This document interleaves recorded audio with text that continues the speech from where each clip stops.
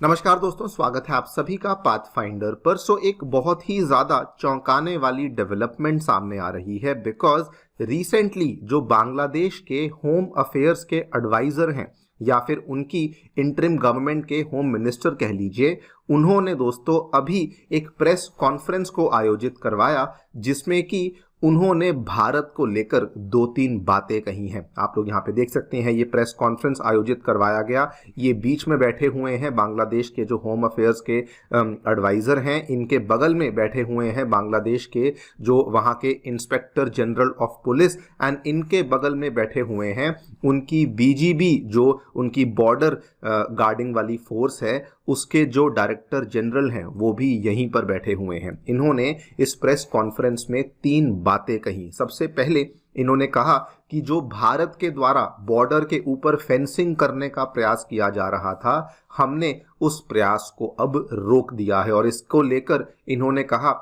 कि ये सारा का सारा जो काम है ये हमारी जो बीजीबी यानी कि बॉर्डर गार्ड बांग्लादेश है, इनके द्वारा ही करवाया गया है। नंबर 2, इन्होंने साथ में ये भी कहा कि हम लोग कभी भी अपनी ज़मीन जो है वो भारत को नहीं देने वाले। हम लोग स्ट्रांग हैं और हम लोग स्ट्रांग ही रहने वाले हैं। लेकिन जो सबसे ज़्यादा चौंकाने वाला स्टेटमेंट जो कि इनकी तरफ से दिया गया है, इन्होंने दोस्तों कहा कि जो भी इंडिया के साथ हमने अभी तक बॉर्डर अग्रीमेंट्स को साइन किया हुआ है बिटवीन इंडिया एंड बांग्लादेश, उन सभी बॉर्डर अग्रीमेंट्स को अगले महीने कैंसिल किया जाएगा। आप लोग यहाँ पे देख सकते हैं दोस्तों, ये स्टेटमेंट दिया गया है और ये सारी की सारी खबर बांग्लादेश की ही मीडिया के द्वारा कवर करी गई है, जिसमें कि ये सारे स्टेटमेंट्स उनके जो होम एडवाइजर या होम मिनिस्टर हैं उनके द्वारा बेसिकली दिए गए हैं। बात करेंगे इस पूरी डेवलपमेंट के बारे में, क्या एग्जैक्टली इन्होंने यहाँ पर कहा है, किस बेसिस पर ये बातों को यहाँ पर कहा गया है, एंड ऑल्सो इसके पीछे की रियलिटी क्या है उसको भी हम लोग समझने का प्रयास करेंगे। आइए शुरू करते हैं मेरे साथ। मेरा नाम है अनिरुद्ध।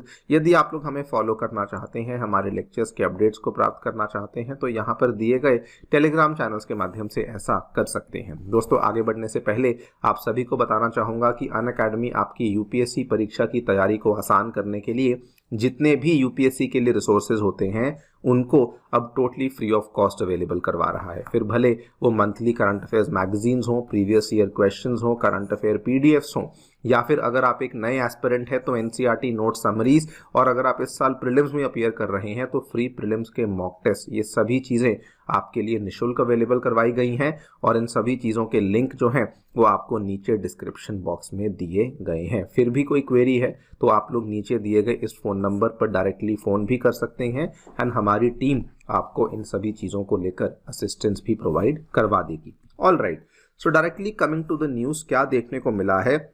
जैसा कि मैंने आपको बताया, इन्होंने दोस्तों एक प्रेस कॉन्फ्रेंस को आयोजित किया था जिसमें कि सबसे पहले तो बांग्लादेश के जो होम अफेयर्स के एडवाइज़र हैं लेफ्टिनेंट जनरल जहांगीर आलम चौधरी, ये बैठे हुए थे। उनके जो इंस्पेक्टर जनरल ऑफ पुलिस हैं वो बैठे हुए थे, एंड उनके जो बीजीबी के डीजी हैं वो भी बैठे हुए थे। इन्होंने कहा कि भारत जो हमारे बॉर्डर के पास में फेंसिंग करने का काम कर रहा था, उस फेंसिंग करने के काम को हमारी बीजीबी ने आगे बढ़ चढ़ के एक स्ट्रॉन्ग स्टैंड लिया, एंड उस फेंसिंग के काम को हमने यहाँ पर रुकवा दिया है। नाउ इसकी रियलिटी आपको बता देता हूँ। ये दोस्तों कहानी आज से कुछ ही दिन पहले शुरू हुई थी, जो आपने सुना भी होगा, आपने इसकी लेके वीडियोस भी देखी होंगी।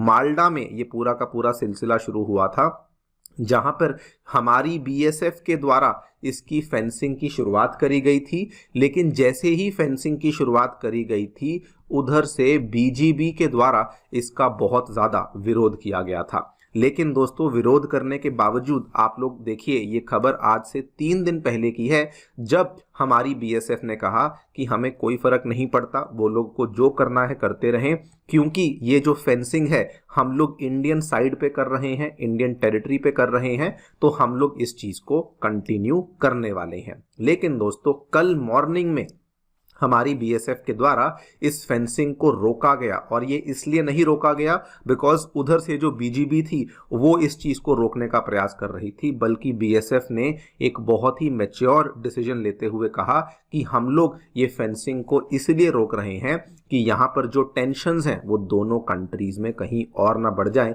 और कहीं इसका जो नुकसान है वहाँ के जो आसपास के निवासी हैं उनको इसका नुकसान ना झेलना पड़े। लेकिन अगर आप यहाँ पे बांग्लादेश को देखें तो वो इस चीज को कैसे प्रोजेक्ट कर रहे हैं। आप देखिए बांग्लादेश के जो होम अफेयर्स एडवाइजर हैं वही जहांगीर आलम चौधरी, उन्होंने कहा thanks to the strong position of the BGB and the local residents, India has been forced to stop its activities. I extend my gratitude to them for their role in this matter. तो आप देख सकते हैं कि किस तरीके से वो लोग इसको कवर कर रहे हैं। लेकिन कहानी यहाँ पर खत्म नहीं होती, बिकॉज बांग्लादेश ने उसके बाद ये भी कहा कि जो भी अग्रीमेंट्स बॉर्डर को लेके, जो भी अग्रीमेंट्स भारत और बांग्लादेश के बीच में हो रखे हैं, हम उन अग्रीमेंट्स के बिल्कुल भी फेवर में नहीं हैं। इन्होंने ऑब्वियसली मौका मिलते ही जो शेख हसीना की गवर्नमेंट थी उसके ऊपर आरोप लगाया कि जब तक वो सत्ता में थे 2010 से लेके 2023 तक, तो उन्होंने जो भी अग्रीमेंट साइन किए थे उसके चलते भारत को अनइक्वल अपॉर्चुनिटीज यहाँ पर मिली थी, जिसके बेसिस पर भारत ने जगह जगह पे फेंसिंग कर रखी है, जगह जगह पे बांग्लादेश की ज़मीन को हथिया रखा है। उन्होंने बल्कि बहुत पुराना, जो आपको याद होगा, बेरूबारी एक्सचेंज वाला जो अग्रीमेंट था, 1974 वाला एक अग्रीमेंट था, उसको भी यहाँ पर एक मुद्दा बना लिया और कहा कि बेरूबारी के बदले कुछ 3 बीघा कॉरिडोर था जो कि इंडिया ने बांग्लादेश को देना था, लेकिन वो भी इंडिया ने आज दिन तक नहीं दिया है। नाउ ये मुद्दा बहुत ही कॉम्प्लेक्स है, हम लोग उस कॉम्प्लेक्स मुद्दे में नहीं जाने वाले, लेकिन आपको ब्रीफली दिखा दूं दोस्तों, यहाँ पर जो ये नॉर्दर्न बांग्लादेश में जो ये आप ये लाल रंग का डॉट देख पा रहे होंगे, ये बेरूबारी है और इसके जस्ट बगल में मैं मैप में मार्क कर देता हूं, यहां पर कहीं पर आपको 3 बीघा कॉरिडोर का एरिया देखने को मिलता है। लेकिन ये 3 बीघा कॉरिडोर का जो एरिया है इसको लेकर इंडिया ने, दोस्तों रियलिटी बता रहा हूं कि इंडिया ने इस चीज़ को लेकर जो भी ये एरिया है इसको बांग्लादेश को लीज पे दिया हुआ है, एंड इफेक्टिवली ये बांग्लादेशियों को हेल्प करने के लिए ही हमारी गवर्नमेंट के द्वारा किया गया था। यस, थोड़ा सा लेट किया गया था, लेकिन हमने ये वाला जो एरिया है उनको इफेक्टिवली लीज पे दिया ही हुआ है। लेकिन हम लोग इसमें इतनी गहराई में नहीं जाएंगे।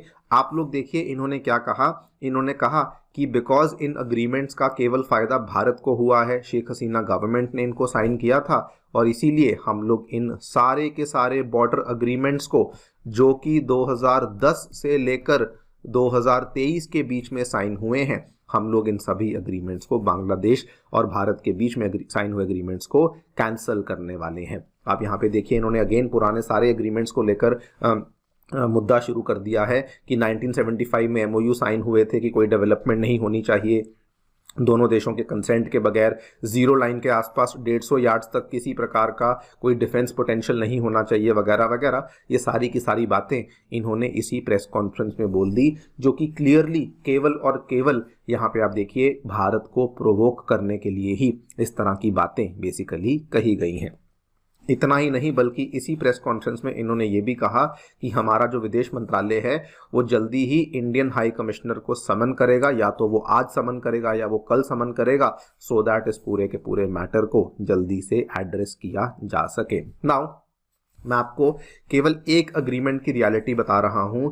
दोस्तों आपको याद होगा 2015 में इंडिया और बांग्लादेश के बीच में एक बहुत ही मेजर लैंड बाउंड्री अग्रीमेंट को साइन किया गया था, जिसको कि हिस्टोरिक और एक माइलस्टोन वाला अग्रीमेंट कहा जाता था। अब इस अग्रीमेंट के तहत क्या हुआ था कि इंडिया ने असल में बांग्लादेश को 111 एनक्लेव्स दिए थे, लेकिन बांग्लादेश की तरफ से भारत को केवल 51 एनक्लेव्स दिए गए थे।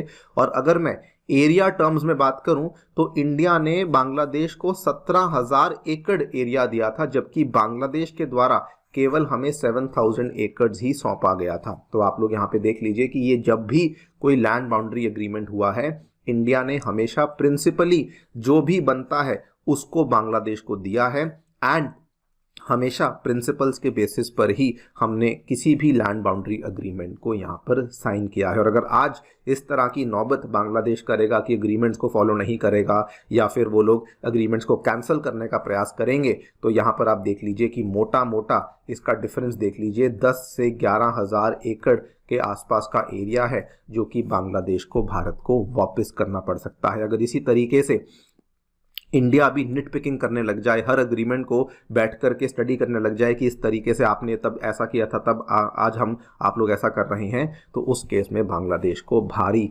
हर्जाना भुगतना पड़ सकता है। देखते हैं क्या होता है, लेकिन हम लोग यही उम्मीद करते हैं कि बांग्लादेश इस चीज़ को मैच्योरली हैंडल करे एंड बेवजह इन चीज़ों को यहाँ पर इंस्टिगेट करने का प्रयास ना करे। आप लोग क्या सोचते हैं डेफिनेटली बताएं कमेंट सेक्शन में। Thank you so much for listening, stay tuned.